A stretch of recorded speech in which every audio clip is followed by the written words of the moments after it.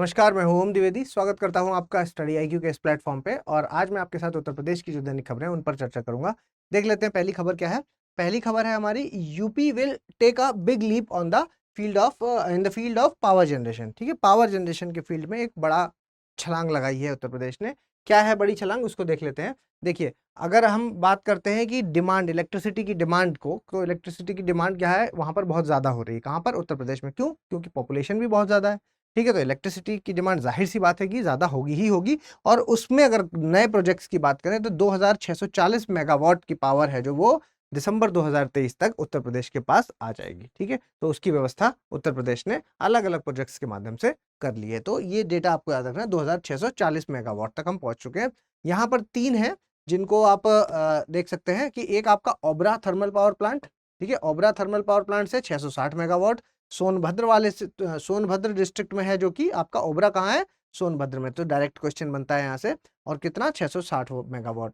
उसके बाद Jawaharpur thermal power project है जो वो एटा डिस्ट्रिक्ट में है और 660 यहाँ से भी। और पनकी है एक, वो आपका कानपुर में आता है, वो वहां से भी 660 मेगावाट। ठीक है, उसके अलावा आपको जो याद रखना है वो ये है कि यहाँ के जो चेयरमैन है वो कौन है? एम देवराज। कहाँ के हैं? ये आपके Uttar Pradesh power corporation limited के जो चेयरमैन है उनका नाम है एम देवराज। ठीक है, उत्तर प्रदेश में सेकेंडरी स्कूल्स के अंतर्गत आपके 5 केवीए के सोलर पैनल्स हैं, जो वो सोलर प्लांट्स हैं जो वो लगाए जाएंगे। ठीक है, तो ये एक इंपॉर्टेंट खबर है, क्योंकि ये कहां पर लगाए जा रहे हैं? ये सेकेंडरी स्कूल्स में लगाए जा रहे हैं, ताकि वहां पर बिजली की कटौती ना हो और सारी सुविधाएं दी जा सके। देखिए, समग्र शिक्षा योजना के अंतर्गत है ये। समग्र शिक्षा योजना के अंतर्गत अभी कितने? 5 केवीए के, 5 किलो वोल्ट एम्पियर के सोलर प्लांट्स हैं जो वो सरकार सेकेंडरी स्कूलों में लगाएगी। इसके अलावा सोलर प्लांट तो लगाएगी, केमिस्ट्री और बायोलॉजी के लिए वहां पर लैब्स भी सरकार प्रोवाइड करवाएगी। और ये सब किसके अंतर्गत हो रहा है? नेडा के अंतर्गत, new and renewable energy development agency के अंतर्गत हो रहा है। ठीक है, आगे बढ़ते हैं। नेडा के बारे में थोड़ा सा जान लेते हैं। 1983 में उत्तर प्रदेश सरकार ने नेडा को बनाया था, जो किसके अंतर्गत बनाया था? एडिशनल एनर्जी सोर्सेस के अंतर्गत, department of additional energy sources के अंतर्गत बनाया था। इसके अलावा जो इंस्टीट्यूट है इसका रीनेम किया गया है Uttar Pradesh new and renewable energy development agency. बाद में इसका रीनेम कर दिया गया था। और शुरू में, फ्रॉम द शुरुआत से ही अगर हम कहें कि जो एजेंसी है वो फंक्शन करती है एज ए नोडल एजेंसी। किस चीज के लिए? बहुत सारी जो स्टेट की स्कीम्स हैं उनको इंप्लीमेंट करने के लिए नोडल एजेंसी का काम करती है। ठीक है, आगे बढ़ते हैं। और एक इंपॉर्टेंट इन्फॉर्मेशन जो कि उन विद्यार्थियों के लिए है जो यूपीएससी के साथ यूपी पीसीएस की भी तैयारी करना चाहते हैं, तो ये एक कॉम्बो बैच है जो कि P2I बैच है। प्रीलिम्स, मेंस और इंटरव्यू की सारी तैयारी यहाँ पर कराई जाएगी। फीस है यहाँ पर 70,000, लेकिन अगर आप मेरा कोड ओम लाइव का इस्तेमाल कर देंगे तो फीस हो जाएगी आपकी 32,999। इसकी शुरुआत ऑलरेडी 9 जून से हो चुकी है शाम के 6 बजे। जल्द से जल्द इसमें आप एडमिशन ले लीजिए। आगे बढ़ते हैं। और अगला देखिए, विमेंस का जो फीफा वर्ल्ड कप है वो स्टार्ट हो चुका है। विमेंस का फीफा वुमेन्स वर्ल्ड कप है, जुलाई 2023 में शुरू हो रहा है। देखिए, जुलाई 2023 में शुरू हो रहा है, ध्यान दीजिएगा ना, हुआ नहीं है, शुरू हो रहा है। फीफा विमेंस वर्ल्ड कप है जो, ये जुलाई अगस्त में होगा। कहां पर होगा? ऑस्ट्रेलिया और न्यूजीलैंड में, एक चीज। दूसरा, ये 9th एडिशन होगा। अगर हम मेंस वाले की बात करें कि पहला वाला है जो वो कहाँ हुआ था, तो वो कतर में हुआ था और अर्जेंटीना ने वहां पर जीता था फ्रांस को हरा के। इतने फैक्ट याद रख लीजिए। ठीक है, फिर से रिपीट करता हूं मैं, इस बार वाला जुलाई में होगा। किसका है ये? महिलाओं वाला है, FIFA world women's world cup है। कहाँ होगा? ऑस्ट्रेलिया और न्यूजीलैंड में होगा। ये 9th एडिशन होगा। पिछला वाले की अगर मैं मेंस वाले की बात करता हूं तो वो कतर में हुआ था 2022 वाला। अर्जेंटीना वहां पर जीता था और हराया किसको था? फ्रांस को हराया था। इसके बाद कुछ और फैक्ट्स हैं जो कि फीफा के बारे में है। ये 1904 में एस्टेब्लिश हुआ था 7 नेशनल एसोसिएशन के तहत। कौन कौन थे? बेल्जियम था, डेनमार्क था, फ्रांस था, नीदरलैंड, स्पेन, स्वीडन और स्विट्जरलैंड। ठीक है, पहला जो फीफा मेंस वर्ल्ड कप हुआ है वो कहाँ हुआ है? उरुग्वे में हुआ है, 1930 में हुआ है। और जीता कौन था? उरुग्वे ही जीता था।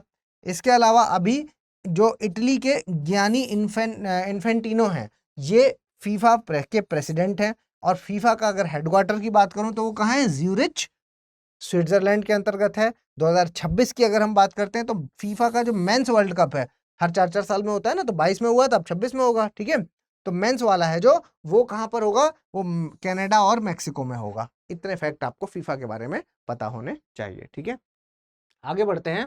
इंडिया का जो फॉरेक्स रिजर्व है stood $595.067 billion as of June first week का डेटा है ये, ठीक है। आरबीआई ने अभी हाल ही में जो डेटा रिलीज किया है उसके अनुसार आप देख सकते हैं कि पहले कितना था, ये $5.929 बिलियन से $595.067 बिलियन हो चुका है। 2 जून को आरबीआई ने ऐसा कहा, ठीक है। 1946 में इंडिया है जो वो आईएमएफ का मेंबर बन गया था।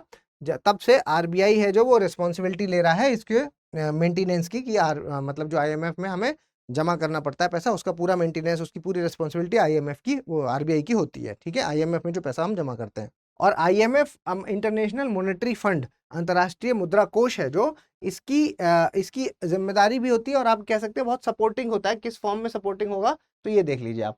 अगर हम फॉरेक्स की बात करते हैं तो आईएमएफ में हमें क्या क्या रख सकते हैं हम, गोल्ड करेंसीज रख सकते हैं। कौन सी हैं वो गोल्ड करेंसीज, ये लिखी हुई हैं। यूएस में यूएस की हो सकती है, यूएस डॉलर, ठीक, यूरो, जापानीज येन, स्टर्लिंग, और आपका चाइनीज रेननबी, ये अभी 2016 में इसको भी इंक्लूड कर लिया गया। मैं फिर से रिपीट करता हूँ, एक यूरो हो गई, एक पाउंड हो गई, जो कि शायद यहाँ पर मेंशन है ये रही, ठीक है।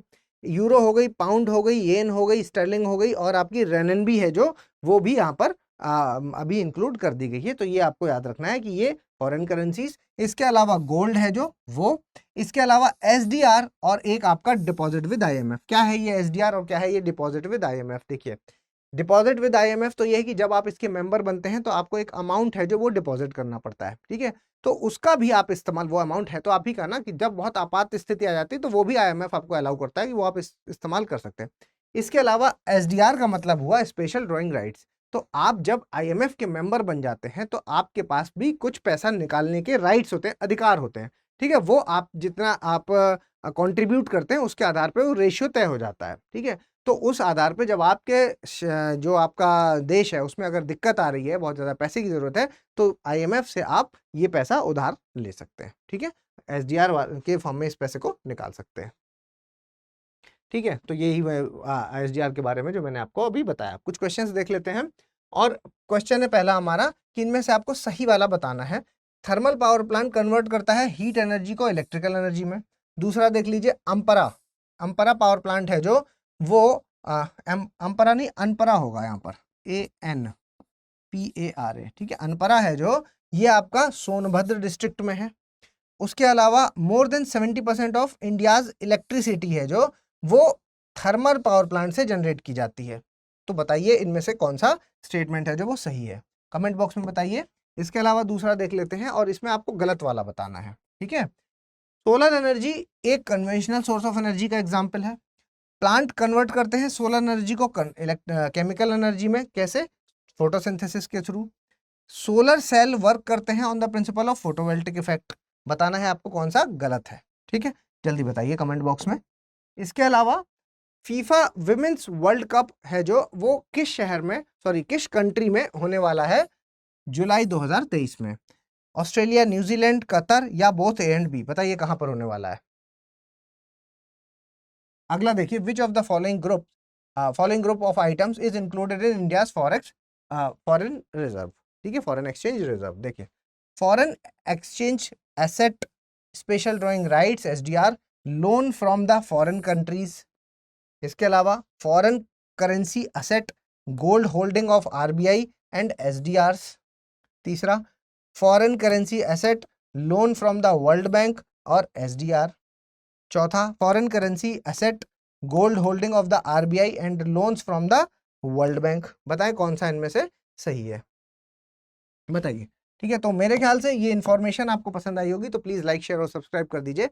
अगर आप मुझे कुछ सजेशन देना चाहें तो प्लीज़ कमेंट बॉक्स में बताएं, या फिर आप पीडीएफ के लिए आपको ये चैनल सब्सक्राइब करना होगा। मेरा टेलीग्राम चैनल है ओम द्विवेदी स्टडी IQ, तो यहाँ से ये पीडीएफ है जो आप डाउनलोड कर सकते हैं। जल्दी मिलेंगे अपने अगले लेक्चर में, तब तक के लिए धन्यवाद।